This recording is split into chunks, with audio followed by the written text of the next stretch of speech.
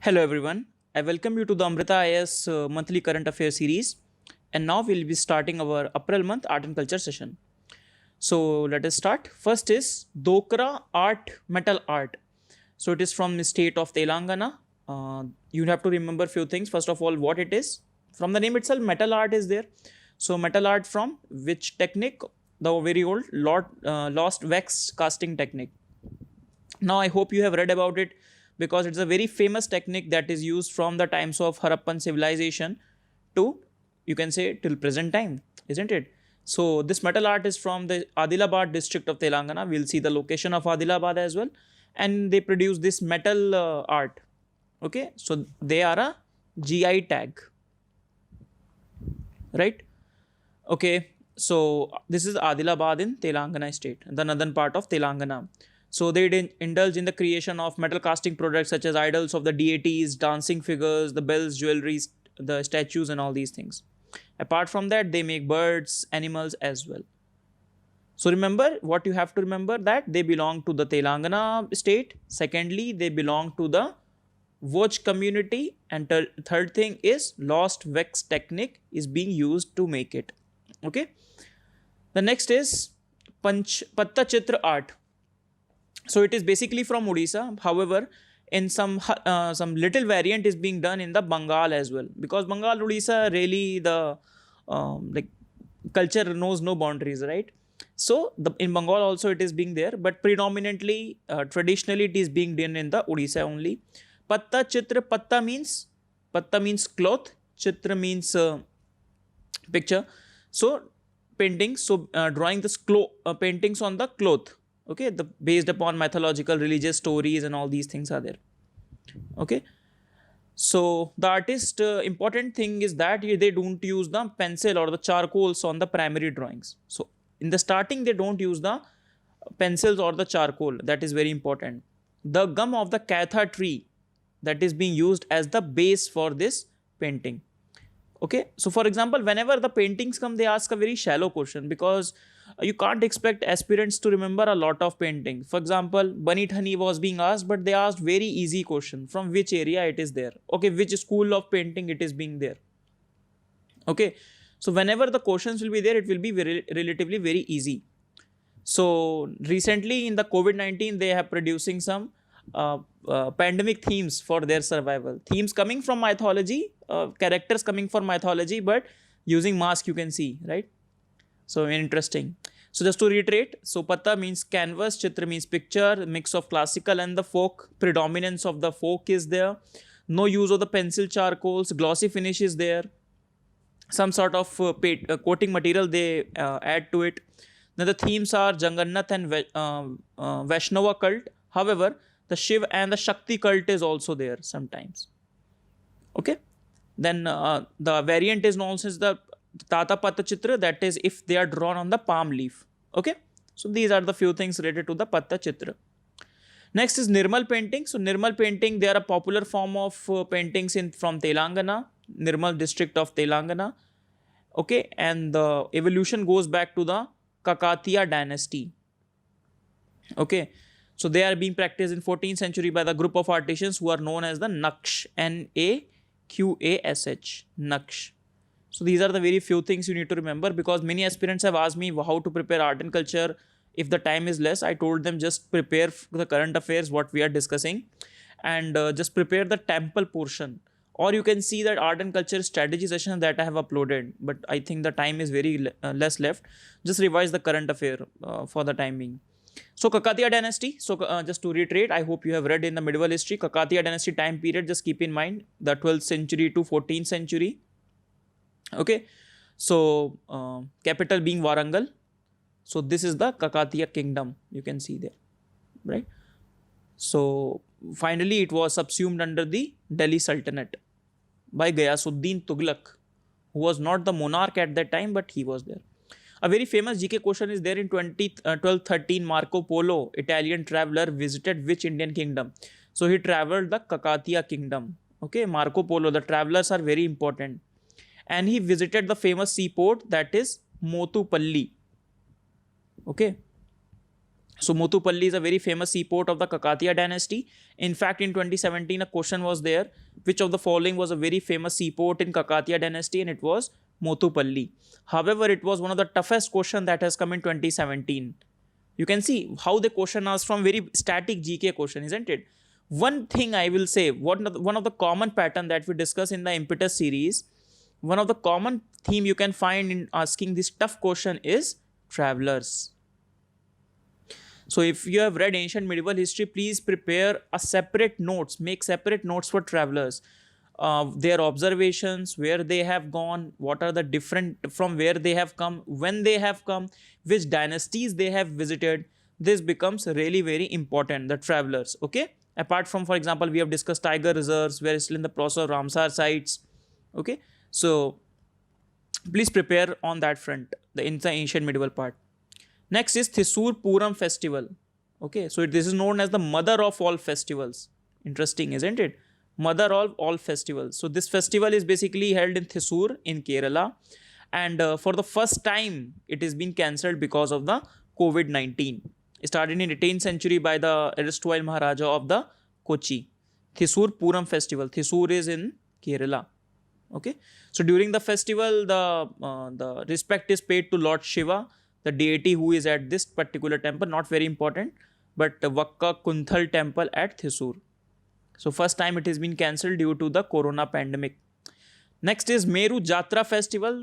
From the Jatra itself, you can guess that it is from the Odisha, isn't it? So Meru Jatra marks the end of the 20-day festival of the Pinas named as Dand Nata. So this is being the festival, what is being done, but again it is due to COVID-19, it is being cancelled, banned or something like that, okay? So the origin of the festivals can be traced back to 18th or 8th or 9th century AD by the decadence of Buddhism. Similar to the Muharram festival, I hope you know that they self-inflicted pain is there. For example, you can see here, so they inflict some sort of pain on themselves, okay? So they form of worship of Lord Shiva and consort Parvati on the Tara Tarini hills. Now if you remember, in the March month we have discussed Tara Tarini hills, we have discussed Chaitra Jatra festival. Chaitra Jatra. So after Chaitra Jatra festival, I hope this festival is there, Maru Jatra. Okay, and so both the festivals were cancelled. We have also read the name of the Tarini, INS Tarini has come from this only, named after Tara Tarini hills. Okay, so Tara Tarini hills location we have also seen in the Odisha.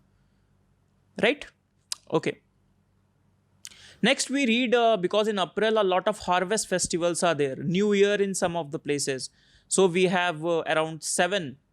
For example, in Punjab we have Baisakhi, in Assam we have Rongoli Bihu, in Bihar we have Judisthil, in West Bengal we have Nab Barsha, in Odisha we have Maha Vishnu Sankranti, in Tamil Nadu we have Puthandu, and in Kerala we have Vishu.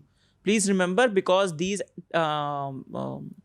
festivals can be asked, okay? That is why I've kept it on the map also, so that you can remember. And we're discussing in the April month, so all of them are fallen into the April month. Okay, very quickly we'll discuss one by one, starting with the Rongali Bihu. So which state? Rongali Bihu is in Assam state. Okay, so in Assam marks the beginning of the Assamese New Year. So Bihu is celebrated 3 times a year. So it is the April one, that is Rongali Bihu. So first is January, that is Magh Bihu. In October, that is Kongali Bihu. Okay. Then next one we have April, you can see Baisakhi, very famous festival, that is in the Punjab. That is in Punjab. That is okay. It has some historical significance also, because in 1699 Guru Gobind Singh chose the festival as the moment to establish Khalsa. Okay, so that is Baisakhi festival. Next is Navabarsha, that is in the West Bengal. Navabarsha means New Year also, similar to Hindi. So this is West Bengal. Also known as the Polia Baisakh. Remember this name. It is also known as the Polia Baishakh. So in which this Alpana is also being made. They call, Bengalis called as Alpona. Okay, so these on the floor they make from the chalk. Right, from the rice and the water they make it. Not chalk, rice and water they make it. Okay, so remember what is Poili Baishakh and Alpana. Next is we have Puthandu. So Puthandu we have discussed from Tamil Nadu. Okay, so it is also mentioned in the Sangam literature. Every year it falls on the April 14th itself. So you can know April 14th a lot of festivals are being celebrated. In the north, Makar Sankranti is being celebrated in the April 14th, Sankranti. Then Vishu in Kerala, it involves the worship. Vishu in Kerala, it involves the worship of the Lord Vishnu and Lord Krishna by the devotees, right? Next is Mahavishnu Sankranti. Mahavishnu Sankranti, start of the Udiya New Year. So this is Mahavishnu Sankranti, Udiya. So special pujas are being done at the Jagannath Puri, one of the 4 dhams, 4 dhams. Okay. What are the other 4 dhams apart from the Puri? One is at Puri, one is at Dwarka, one is at Rameshwaram, and another is at Badrinath. Please remember these 4 dhams, okay? This question can come. Right. Next is Jude Shithal. So it is a Maithili New Year in the Bihar. It's a Maithili New Year in Bihar. Okay. It's a festival. People donate their pitchers containing water to the temple priest. So this is in Bihar. So I hope this map will help you to remember all this. Please download the PDF and revise from it. Next is Kissa Khawani Bazaar Massacre. So this massacre completed its 90th year. It was mentioned in some current affair booklets. That's why we are discussing it. So Khan Abdul Ghaffar Khan, the frontier Gandhi, he said, right? He is the one who got the Bharat Ratna as well. So he was arrested during the protest during the Salt Satyagraha movement. So remember, if the question will come, the question will ask you which movement it is associated with. So it was associated with the Satyagraha. Salt Satyagraha means CDM, Civil Disobedience Movement. So what his organization name was? Khudai Khidmatgar. That is the red shirts. They used to wear the red shirts. Okay. So the crowd of Khudai Khidmatgar, they gathered in this Kissa Kahani Bazaar. Kissa Kahani means storyteller bazaar. And the Britishers, in order to bring the law and order, in the name of law and order, they opened fire on the ground and killing around 400 people. Right? So in 1947, some other details, Khan and his Khudai Khidmatgar brought the Bannu resolution. Because now UPSC is asking some very unconventional questions from the modern history also. They can touch these areas, okay? Demanding that the Pashtuns should be given a choice to form an independent state of Pashtunistan. And in the Pakistan map, you should know where is the Pashtunistan is lies.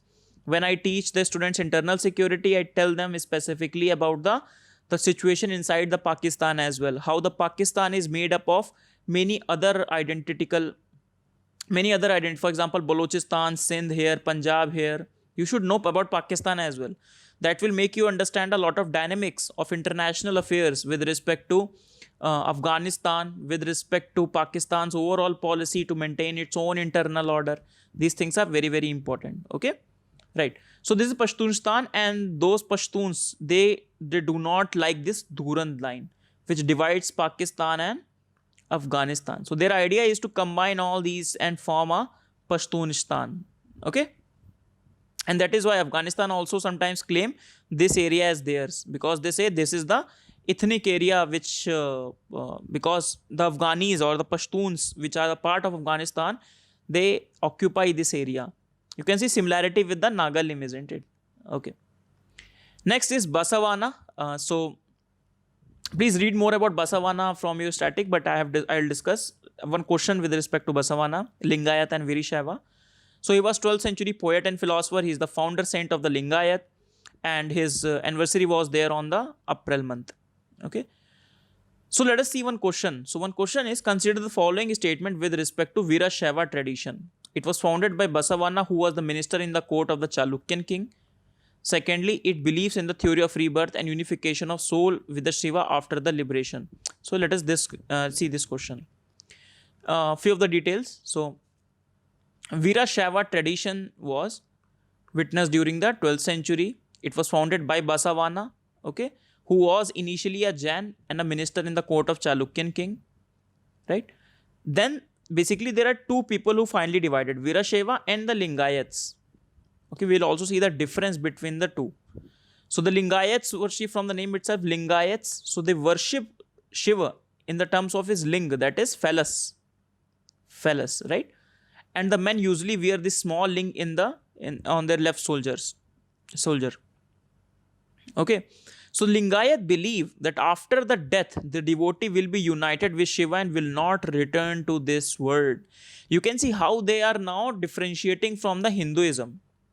Okay, hence they do not practice the funerary rites such as cremation prescribed in Dharma Shastra, because the Hinduism or Dharma Shastra believes in the rebirth. So they do not believe in rebirth. When they do not believe in rebirth, they do not do the cremation. They instead bury their dead. Okay, so it is similar, a bit similarity to the Islam or more Abrahamic religions. Okay, followers of this tradition have challenged the idea of the caste and the pollution attributed to the certain groups by Brahman. That is why, and they have questioned the theory of the rebirth. So rebirth is theory more by the Dharma Shastra, or you can say Orthodox Hinduism or Brahmanism, you can say. And to challenge the authority of all those, these sects have come up. So Lingayats are very important. Lingayats were in the news when the Karnataka elections were there, because many political parties have said that we will give you a separate religion status, because you can see fundamental tenets are also not matching up, and they have a very huge diaspora also around the world, right? So what is the difference between Lingayat and Virishaiva? So you can see from the worship. So Lingayat worship Shiva as a formless entity in the form of phallus, whereas Virishaiva, they worship in the form of the human being. They follow the authority of the Vedas. Hence, they believe in the caste system and they do not believe in the caste system. They ban the temple and the icon worship, and they believe in the temple and the priest. You can see Virishaiva more as the Mahayana Buddhism, just to remember, and this as the Hinayana Buddhism. Okay, so that you can remember. Lingayat, Hinayana Buddhism, so Buddha as a form of the symbols, not in the form of the human being. Whereas Virishaiva, this Shiva as a form of the human being, similar to Mahayana, who believes that Buddha was a lord. Okay, so they do not believe in the theory of the rebirth and unification of the soul with the Shiva of the liberation. So they do not believe in the theory of rebirth, sorry, right? So first one is right only. Next is National List of the Intangible Cultural Heritage. Now you know that UNESCO comes up. I hope you have read about this 13. We have also discussed some of the intangible world heritage, world cultural heritage, isn't it? For example, yoga we have discussed, Kodiyattam, Modiyattu, all these things we have discussed already. Now the Cultural Ministry has come up with its own list on the pattern of the UNESCO only, but they have signified 100 of the cultural, intangible cultural heritage. Okay, so it is a part of the Vision 2014 of the Ministry of Culture. So following the, for example, just one second. Following the UNESCO's 2003 Convention of the Safeguarding of the Intangible Cultural Heritage Site, the list has been classified into 5 broad domains. So what are the 5 broad domains? First is oral tradition and expressions. Next is performing arts, social practice rituals, knowledge, and then traditional craftsmanship. We will discuss those 5. So as of now, list has more than 100 elements. It includes the 13 elements which are recognized by the UNESCO. So that can be a tentative list giving to the UNESCO itself. Okay. So that is what I have done. So I have categorized this UNESCO 13 items with respect to the 5 categories provided by the government. It can be a good source for you to remember it as well. So oral tradition and expressions, traditional craftsmanship, knowledge practice and concerning the nature and the universe, social practice, rituals and forest events, and performing arts. So these are the 5 elements. First one, oral tradition. So tradition of the Vedic chanting. Then Buddhist chanting, which happens in Ladakh and Jammu and Kashmir, trans-Himalayan regions. Then knowledge and practice concerning nature and the universe, that is yoga.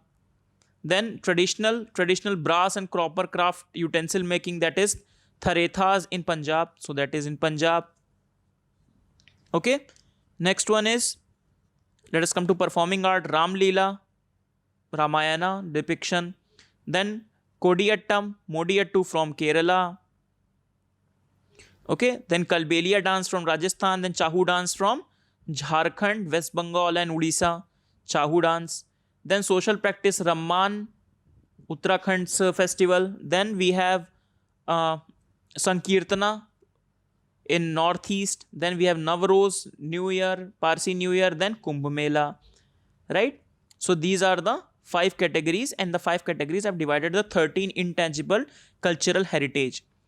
So these are one of the low hanging area, as I always tell in art and culture, because art and culture is relatively tricky. But whenever you start preparation, once you have done everything once, just prepare this once again, because this is a very important and very easy area to prepare. We have discussed in detail about majority of these. Rest you can read from the traditional books itself. This diagram itself can provide you a good way to remember it. Okay. So 5 of the categories provided by the government, and under which all the 13s are reclassified. Next is World Heritage Day. It is being celebrated on 18th April. Okay, 18th April worldwide as World Heritage Day. I just wanted to make sure that we don't leave it out. That is why, but not very important for prelims. So 1982, Indian Council of World Monuments and Sites have announced this as a World Heritage. 1983, they said that, okay, go, it's fine. Obviously, the aim is to enhance the awareness of the cultural heritage and all these things. Okay. Right. So with this, let us end this session. So we started with the Dokra metal art. Dokra metal art in the, let us very quickly revise, Adilabad in Telangana state. Which community? Vos community. Then Pattachitra art we have discussed. Pattachitra art, Tala Patra Chitra on the palm leaf. Then the themes are, mythological themes are there. Jagannath cult, Vaishnava cult. Okay. Then there is no use of the pencil or the charcoal. Then Nirmal painting in the Kakatiya dynasty we have read. Kakatiya dynasty period is 1113 to 1323. Kakatiya dynasty, please remember the location. Motipallu. We have seen the port also and the question that has come. Then Thrissur Puram festival. Thrissur Puram festival in the Thrissur in your Kerala. Then Meru Jatra festival in Odisha. Then we have discussed in detail about the this New Harvest festival or New Year's. For example, Baisakhi in, for example, let us see here, Rongali Bihu in Assam, 3 times celebrated in Assam. Then we have Baisakhi. Then we have Naba Barsha, that is in the West Bengal. Then we have Puthandu in Tamil Nadu. We have Vishu in Kerala, right? Then we have Mahavishnu Sankranti. We have Jude Shithal in Bihar, Maithili New Year. Then Kissa Khwani Bazar Massacre we have discussed in Peshawar. Then Basawana we have discussed. One question we have discussed with respect to Basawana. Then we have discussed national list of the intangible cultural heritage.